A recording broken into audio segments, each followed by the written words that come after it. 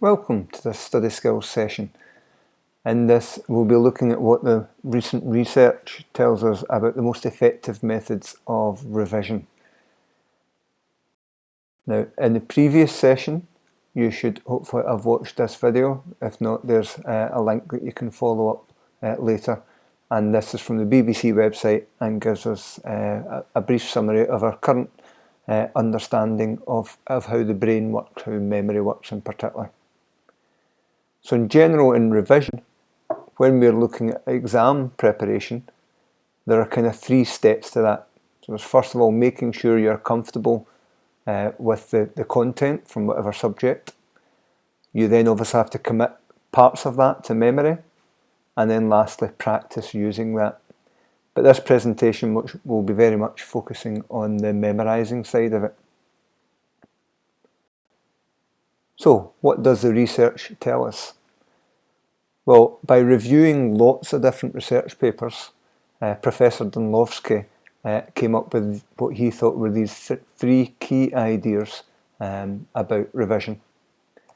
So it focuses on that idea of starting by reading your textbook, your notes, whatever material you've been made available. Make sure you understand what that is. Make a note of anything you're not sure about then. You can go and ask your teacher. But then his suggestion is to make flashcards of the critical concepts. There are variations in that. You can do things like mind maps and various other ways of doing that. But I'll base most of this on flashcards. It doesn't matter whether you use electronic flashcards or paper flashcards. How you use them is much more important than what format they're in. And the how that you use them is all about testing yourself. So what Dunlowski is saying is, going back for over a century, research is showing that if you repeatedly test yourself, that works. That's the most effective thing you can do when you're revising. Secondly, the idea of spreading out your revision is very important. So don't cram, don't leave it to the very last minute. Try and spread out your revision. And we'll look at these concepts in a bit more detail in the following slides. So first of all, testing. Although multiple choice can help, the most effective method is when you're testing your recall from scratch. This is what we call desirable difficulty that the video referred to.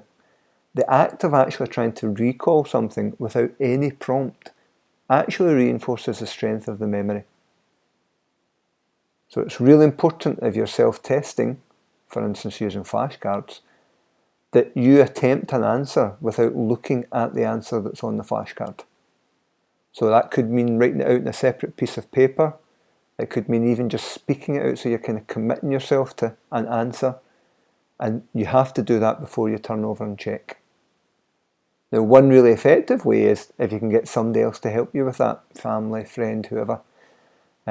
And if you give them your notes or your flashcards and get them to test you, then they can obviously tell you if you're getting it right or guide you if you're getting it wrong. But even if you're getting it partially right, that's still reinforcing the memory.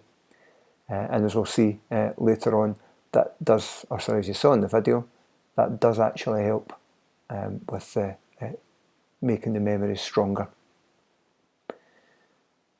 The idea of spacing is based on this forgetting curve. So once again, this is based on studies that have been done testing how quickly people forget things.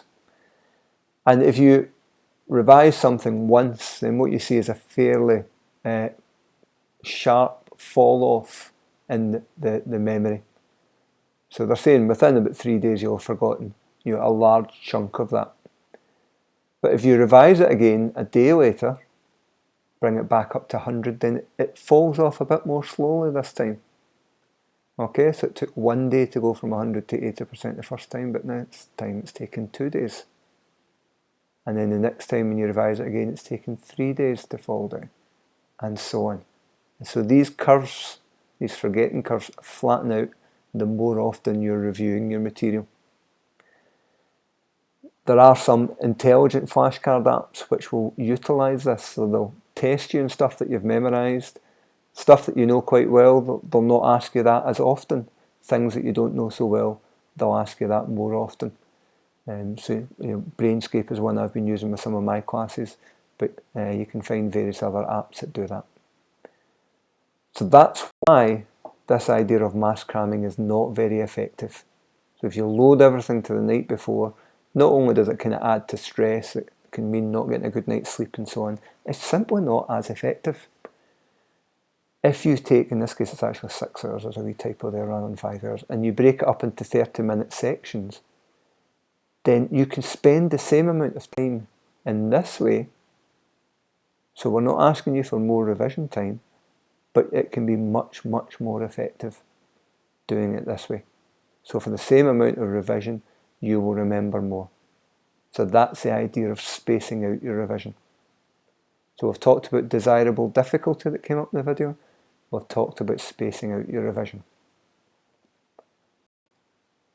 One other concept which didn't come out in the video so much, but with this is an idea called interleaving. And it's probably a bit more easy to explain that from the point of view of an example.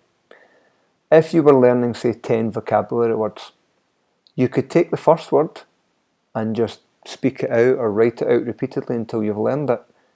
And you'll think you're doing quite well. You'll probably be quite successful in memorising that first word. So at the time you're doing that, it feels very successful. And then when you move on to the second word, you just keep repeating that until you've got it and so on. If, on the other hand, you do all 10 words together and then go back and do all 10 words, then it'll probably feel less effective at the time you're doing it. And that's what this first part here shows, that at the practice performance, right, this idea of interleaving, i.e. doing a wee bit of one thing and a wee bit of another and then a wee bit of another, doesn't feel as effective at the time of practicing. But then when you translate that into test, and like I say, this is based on actual data that cognitive scientists have looked into, then when you take that to test, though, that interleaved practice is much more effective. You're much more likely to memorise that stuff. So that might look like this. So that's just basic revision where you're spending one whole night on one thing, one whole night on another. Okay, so that's your blocked practice. But interleaved might be taken, so this is kind of English context, so you've got some plays and various bits. Interleaving would be mixing that up. Right? And you will actually remember, even though it might feel more difficult at the time, go back to that concept of desirable difficulty, you will remember stuff more effectively.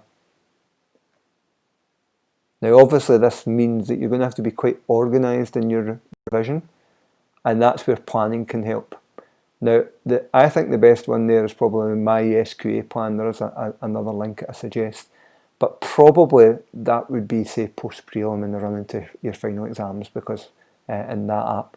But in the meantime, just a simple study plan is really important, where you're spreading out your revision over the week, changing your different subjects and so on. Okay, it can also allow you to plan for the things that you enjoy, so you've got rewards built in to your studying. How much revision is actually enough? Well, during term time, we would say for certificate classes, so 4th to 6th year, we would suggest a minimum of 20 hours combined homework and revision. Okay, you can spread that in different ways over the week. If you can do more, great. Okay, but you've got to handle your stress levels as well. During holidays and study leave, we would say a minimum of 35 hours per week. Now that's only 5 hours a day. It's not actually that much. If you can do more, that's great. If you want to put that into 5 days and do it 7-hour days and have 2 days off, right, it's up to you how you study it. But remember, that should be a minimum. Just to finish off, a few points about general routine. Sleep is really important, not just for your general well-being, but actually for memory, for your brain. It needs time to actually incorporate what you're doing. So the right amount of sleep will really help with memory. It will help with concentration and mood. It's important that you feed your brain just like an athlete feeds your muscles. So eating well. And lastly, try and get some exercise regularly. Even just a simple walk is important. And here we've got some brain scans of pupils doing the same tests. One who did a 20-minute walk before the test, the other were sitting quietly. and what we see obviously is more brain activity. So before revision, before exams, just a wee bit of gentle exercise can be very beneficial. And lastly, take away the distractions. Okay, you need to plan your time so that you've got time to enjoy the things that you do. But if you've got that, your phone sitting there beside you while you're studying, it's way too easy to get distracted. Right? They're addictive, they're designed to be addictive.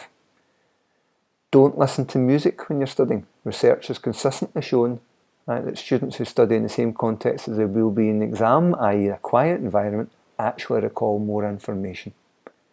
If you do have music on, then at some level your brain is paying attention to the music, or else you wouldn't want it on.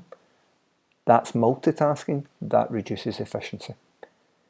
It may help you feel relaxed, but it's not effective. If you really want something on, you can't stand silence, then classical music, believe it or not, has shown to be slightly effective, but in general, try and avoid music. I try and have a good environment for studying in as well. And just to emphasise that point, multitasking is a myth. Right? We are actually much more effective when we concentrate on one task at a time. So that's why we want rid of other things like music, social media. Right? Just try and concentrate on the one thing you're doing at that time. Okay, I know I've said about interleaving, but that does still mean doing one thing at a time, move on to something else. Okay, I hope you find this useful, and good luck in your exams when they come.